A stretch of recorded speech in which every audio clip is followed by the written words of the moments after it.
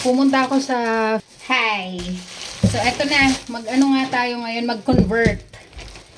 OFW convert. Pumunta ako sa Filipino store dito sa malapit sa lugar ko, tapos eto na yung napamili ko. 3 piraso lang naman to.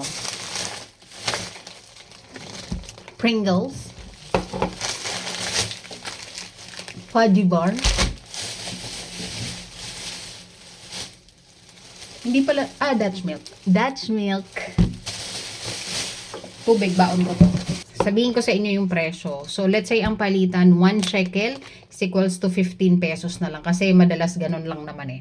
So, yun. Ito, 6 shekels times 15, 90 pesos! Ito yung resibo. Ayan yung 20 shekels. So, 300 pesos. Etong fudgy bar, 22 shekels. So, 330 pesos. 720 pesos itong tatlong to.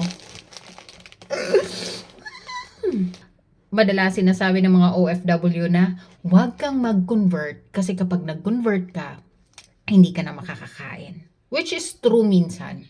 Pero minsan, madalas nagko-convert pa rin ako. Ayun lang. Bye!